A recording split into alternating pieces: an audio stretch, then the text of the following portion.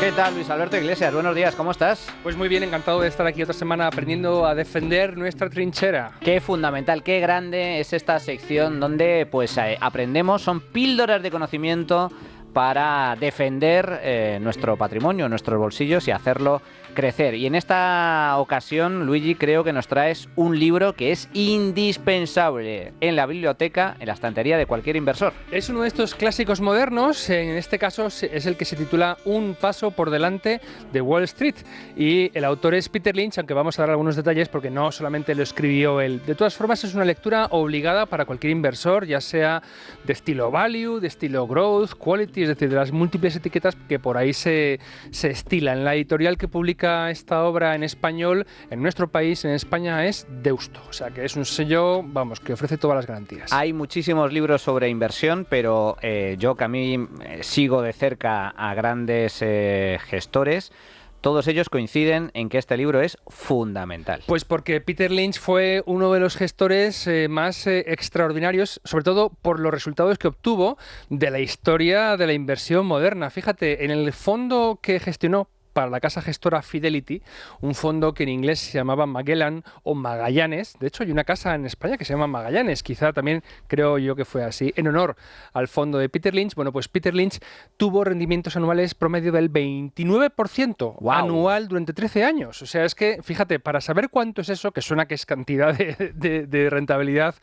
la regla del 72 viene en nuestra ayuda. Si uno divide 72 entre 29 le da 2,48 años, que es el ritmo al que cada inversor en ese fondo duplicaba su patrimonio. Si tú estabas durante esa temporada, durante esa época de 13 años, con Peter Lynch en el fondo Magallanes, cada 2,48 años duplicabas el dinero que tenías ahí en el fondo. Si tenías 100, a los 2,48 años tenías 200.000.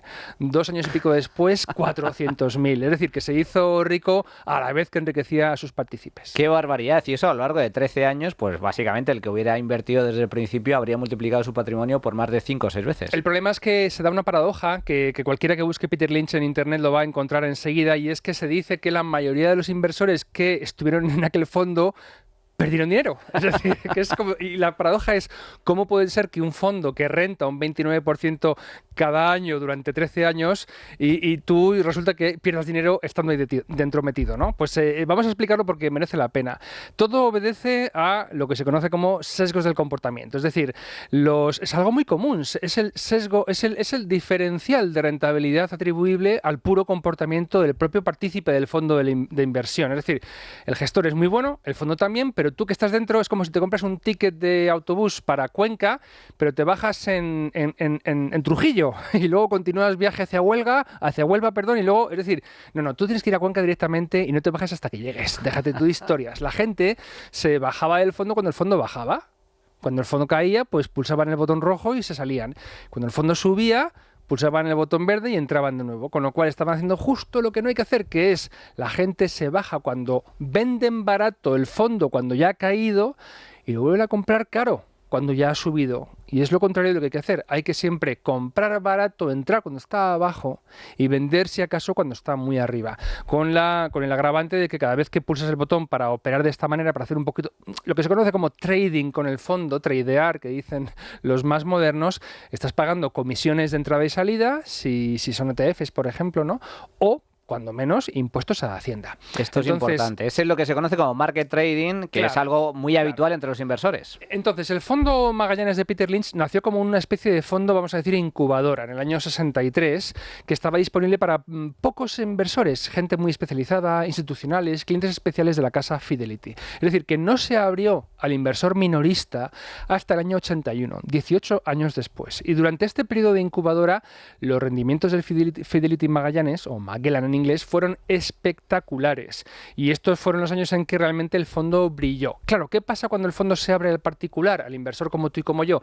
Ya el particular no aguanta tanto la volatilidad de la empresa pequeña, de pequeña capitalización, y ahí el gestor, el propio Peter Lynch, se vio obligado, número uno, a empezar a introducir un poquito de estas grandes empresas de blue chips que llaman, ¿no? Las de gran capitalización que todo el mundo conocía para que estuvieran seguros los inversores dentro, y por otro lado tienes que aguantar que el inversor se asuste cuando baja y tenga te exija reembolsos. Y hay que entender que cada vez que se exige un reembolso a un fondo, el fondo tiene que vender las participaciones. Y si se dan muchos reembolsos, eso puede incluso influir a la baja el precio de las acciones que se están vendiendo para poder devolver el dinero a los inversores. Con lo cual, todo aquello hizo que, como decimos, esta paradoja pues ocurriese. Pero bueno, no quita para que él fuese, con mucho mérito y con mucho talento, uno de los mejores inversores de la historia. En el libro Un paso por delante de Wall Street, coescrito con el periodista financiero John Rothschild, que ya era muy reconocido porque tenía columnas en revistas como Time y Fortune, pues lo que hace Peter Lynch es explicar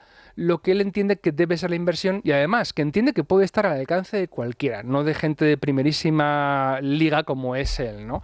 Vamos a decir que el dúo Peter Lynch-Rothschild también fue autor de otros 2 libros más que recomendamos. Uno es Batiendo a Wall Street, publicado por Deusto con nosotros, con Value School, donde profundizamos en estrategias concretas que utilizó Peter Lynch en casos concretos de inversión durante su época como gestor del fondo Magellan de Fidelity, y un segundo libro que está dirigido a adolescentes.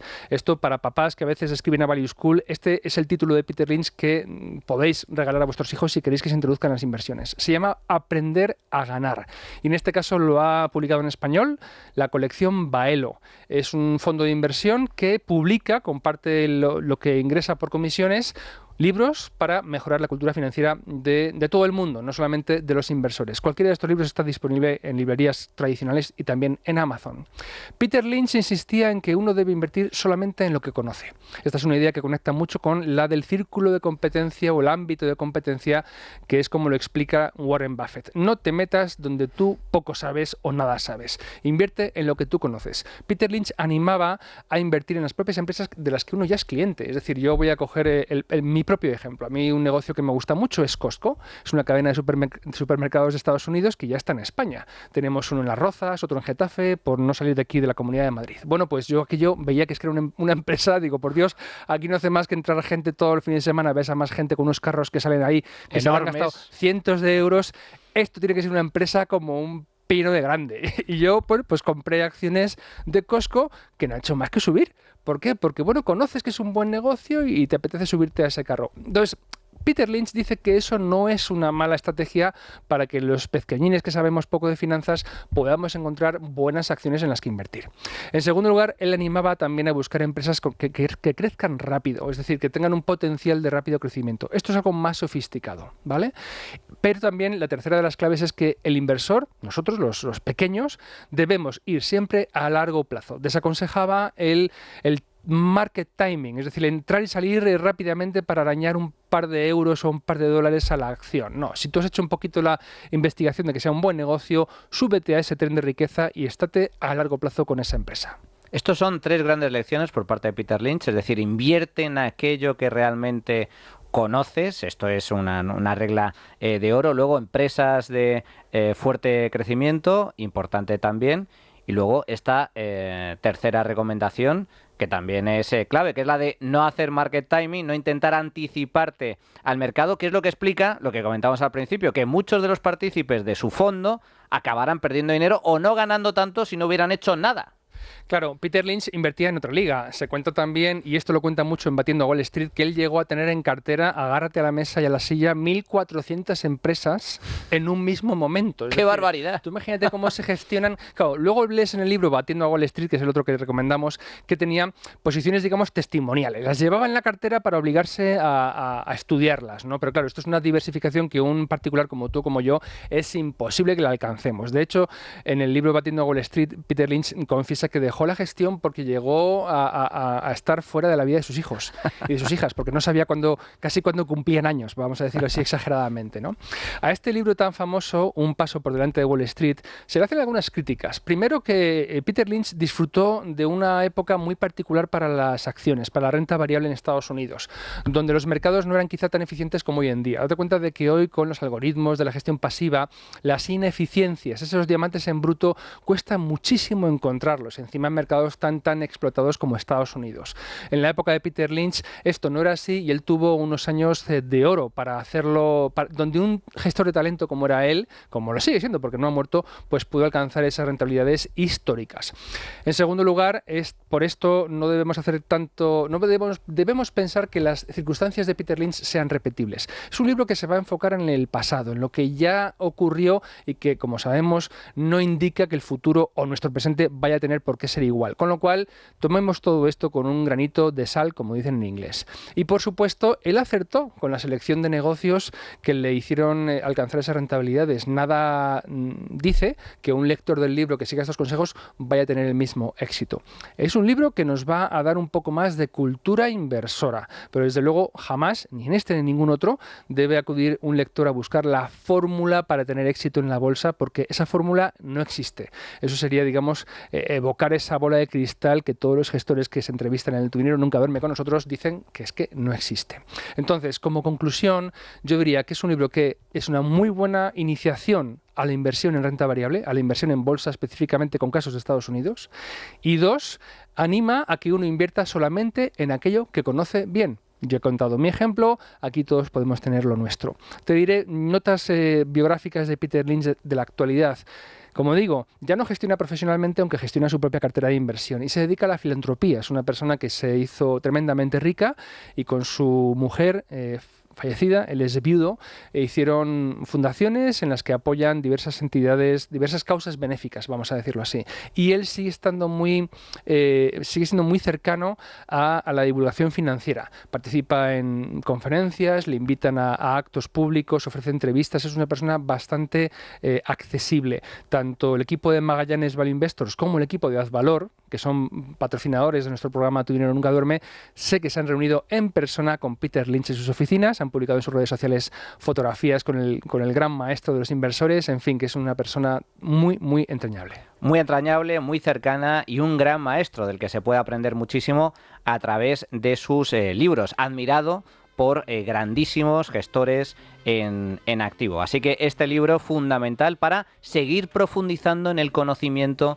de las finanzas y en el mundo de la inversión. Luis Alberto Iglesias, como siempre, un auténtico placer. Hasta la próxima. Hasta entonces.